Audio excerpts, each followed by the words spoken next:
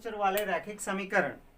अभी तक हमने सीखा इसके पांचों विधियों को बनाने का।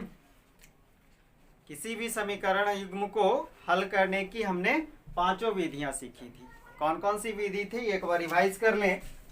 प्रतिस्थापन विधि, तुलनात्मक विधि, लुप्तीकरण विधि,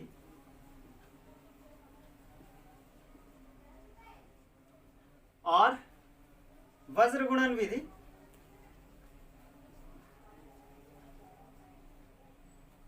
और एक लास्ट था अनुपात निर्णय विधि। इन पांचों विधियों द्वारा हमने सीखा था समीकरण को हल करने के लिए। अब हम आते हैं कि किन किन शर्तों के बेसिस पर, किन किन शर्तों के आधार पर हम किसी समीकरण को हल कर सकते हैं और बगैर देखे हम ये बता सकते हैं कि इसके कितने हल हो सकते हैं। तो चलें समीकरण युग्म को हल होने के शर्त के आधार पर शर्त के बारे में जानें कि हम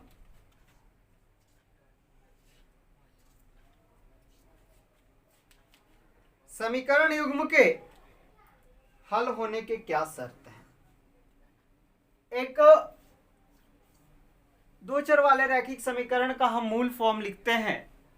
हमने लिखा था क्या, ax प्लस by बराबर c, dx प्लस ey बराबर f। इसके तीन शर्त होते हैं। पहला शर्त है कि यदि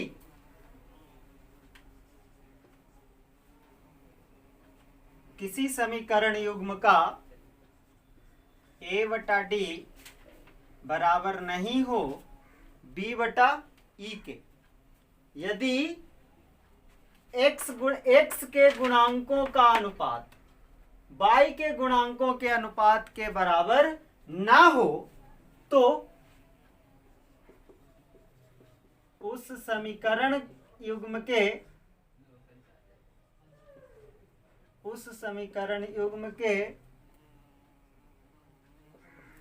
एक और केवल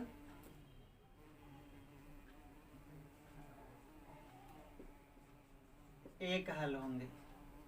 उस समीकरण युग्म के केवल एक हल होंगे।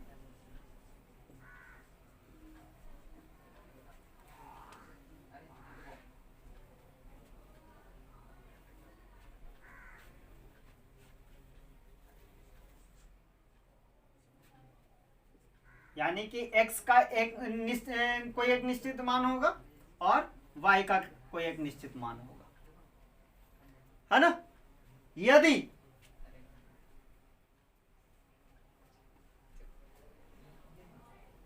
और इसको हम इस तरह के युग्म को क्या कहते हैं, अविरोधी युग्म कहते हैं।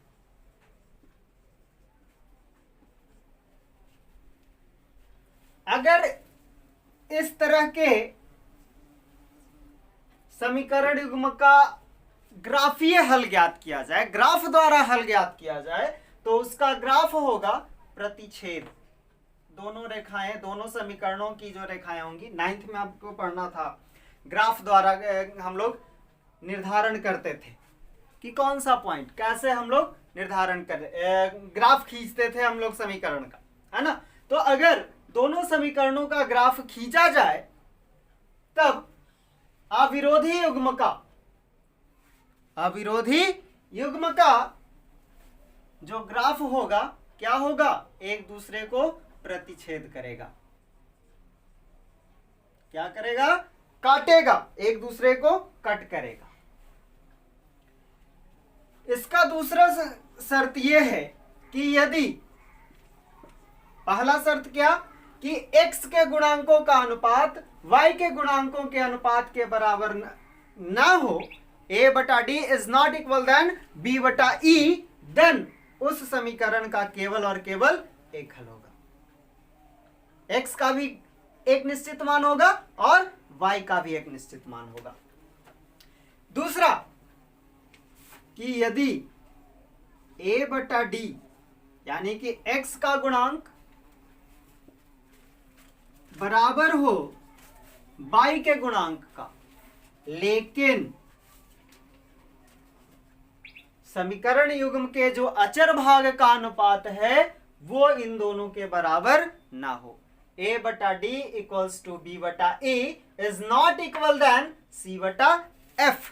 अगर ये कंडीशन बनता है तो उसके कोई हल ना होंगे, उसका कोई हल प्राप्त नहीं होगा। क्यों प्राप्त नहीं होगा? ये और ये बराबर होगा, ये और ये बराबर होगा, घटाएंगे तो क्या हो जाएगा? कट जाएगा, है ना। अगर a और d का अनुपात यानी x के गुणांकों का अनुपात y के गुणांकों के अनुपात के बराबर हो, लेकिन अचर भाग का अनुपात बराबर नहीं हो, तो उस समीकरण युग्म का कोई हल नहीं होगा।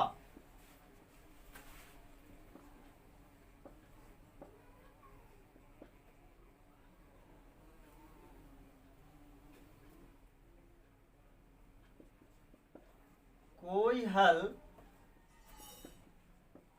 नहीं होगा।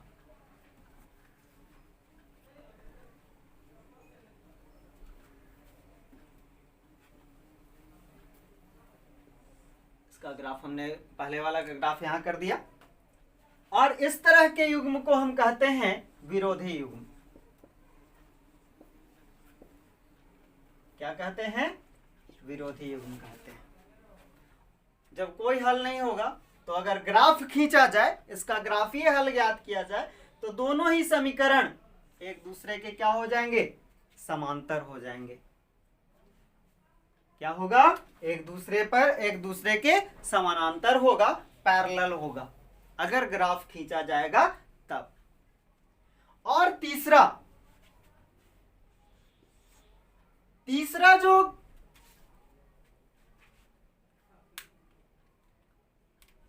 शर्त है वो क्या है कि यदि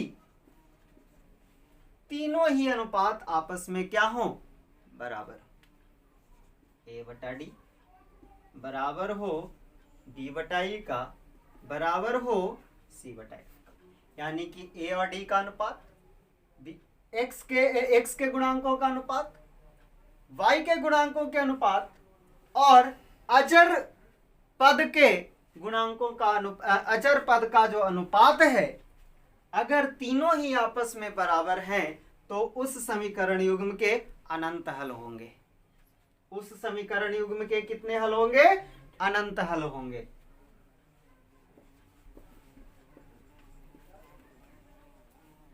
उस समीकरण युग्म के अनंत हल होंगे। और ये जो युग्म होगा, इस तरह का जो युग्म होगा, उसको हम कहते हैं आश्रित युग्म।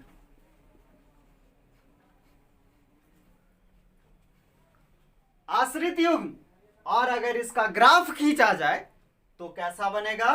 एक दूसरे पर संपाती होगा, एक के ऊपर एक लेटा हुआ होगा।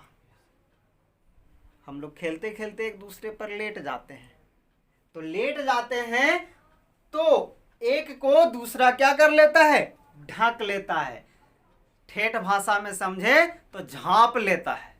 हाँ, तब एक दूसरे पर क्या होते हैं? उसी को हम क्या कहते हैं? संपाती कहते हैं। एक दूसरे पर लेटा हुआ। हाँ, तब अगर ग्राफ कैसा हो? संपाती हो, तो कौन सा युग्म? आश्रित युग्म। कितने हल होंगे? कितने? तो अनंत हल होंगे। किस कंडीशन पर? कि तीनों ही अनुपात आपस में बराबर होंगे, यानी कि x के गुणांक का अनुपात, y के गुणांक का अनुपात और अचर भाग का अनुपात तीनों आपस में सेम होगा। अगर एक दूसरे के पैरेलल आ रहा है, समानांतर आ रहा है, ग्राफ कैसा हो, समानांतर आ रहा हो, तो उसका कोई हल प्राप्त नहीं होगा। न x का मान प्राप्त कर सकते हैं और न ही y का मान प्राप्त कर सकते हैं। और उस तरह के समीकरण युग्म को क्या कहते हैं, विरोधी युग्म कहते हैं। उसका कंडीशन क्या है, शर्त क्या है कि x के गुणांक का अनुपात बराबर हो y के गुणांक का अनुपात, लेकिन अचर भाग के का अनुपात इन दोनों अनुपातों के बराबर नहीं हो। यानी a बटा डी बराबर b बटा e is not equal than c बटा f। फिर पहला क्या था कि अगर ग्राफ कैसा हो, एक दूसरे को काटता हुआ, प्रतिच्छेद करता हुआ, तब वो कौन सा युग्म कहलाता था, अविरोधी युग्म कहलाता था। और अविरोधी युग्म के कितने हल होते हैं, केवल एक हल होते हैं।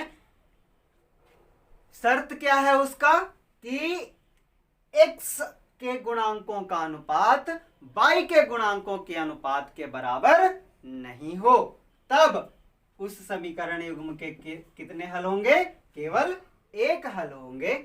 और उस युग्म को क्या कहा जाएगा, अविरोधी युग्म कहा जाएगा।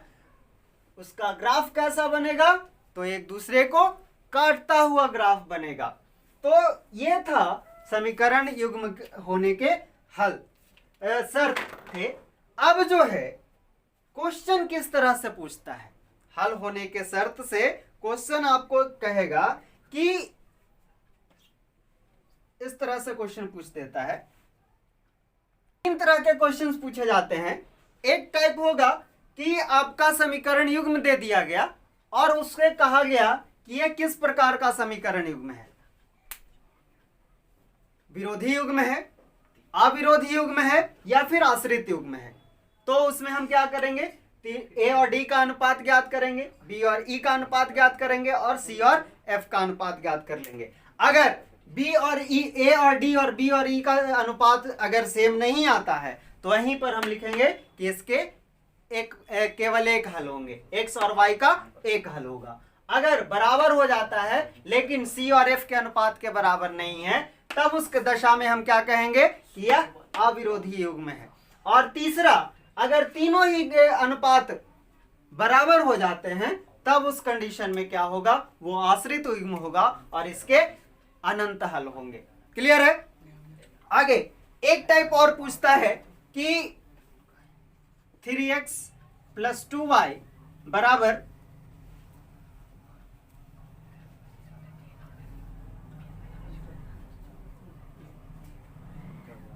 12 और x - ky बराबर 5। एक इक्वेशन दे दिया, इसमें कहता है कि k की किस मान के लिए इसके केवल एक हल होंगे। अगर क्वेश्चन पूछ दिया कि k की किस मान के लिए समीकरण का केवल एक हल होगा, देन हम क्या करेंगे, केवल एक हल होने वाला शर्त लगाएंगे। क्वेश्चन है आपका k के किस मान के लिए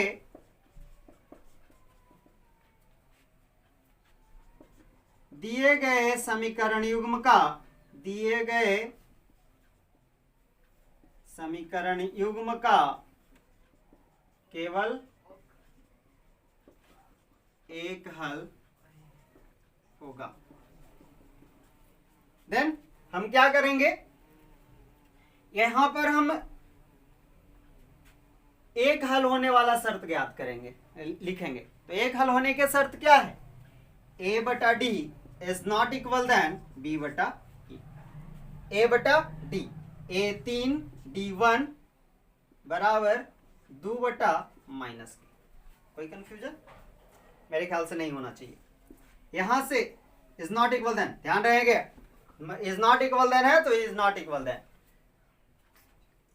क्रॉस मल्टीप्लिकेशन कीजिएगा तो -3k is not equal then 2। तो k is not equal than -2/3।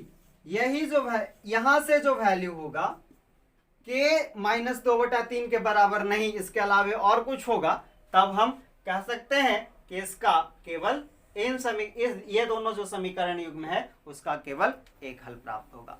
इसी तरह से क्वेश्चन पूछ सकता है अनंत हल के लिए, तो अनंत हल के लिए हम अनंत हल वाला सूत्र लगाएंगे, वहां से हम निकालेंगे। अगर कहे कोई हल नहीं है तो कोई हल नहीं के लिए शर्त लगाएंगे और फिर हम k का मान ज्ञात करेंगे। तो इस तरह से हम ये दो टाइप के क्वेश्चंस आपसे पूछे जाते हैं। पहला टाइप क्या होगा, समीकरण युग्म को पहचानना कि किस तरह का है, अविरोधी है, विरोधी है या फिर आश्रित है। इस ग्राफीय हल में आपसे पूछा जाएगा कि इसका ग्राफ बनाइए और ग्राफ के आधार पर बताइए कि इसके कितने हल होंगे। तो वहां पर भी अगर ग्राफ क्या मिलता है, एक दूसरे को काटता हुआ मिलता है, प्रतिच्छेदी मिलता है, तो उसका केवल एक हल होगा। अगर दोनों समीकरणों का ग्राफ एक दूसरे के पैरेलल है, समानांतर है, तो उसके कोई हल प्राप्त नहीं होंगे, उसके कोई हल नहीं होंगे। और अगर तीसरा कंडीशन बनता है कि दोनों ही समीकरण एक दूसरे पर क्या हो, संपाती हो, तब उस कंडीशन में क्या बनेगा, वहां पे उसके अनंत हल प्राप्त होंगे। मेरे ख्याल से आपको समझ में आ जाना चाहिए।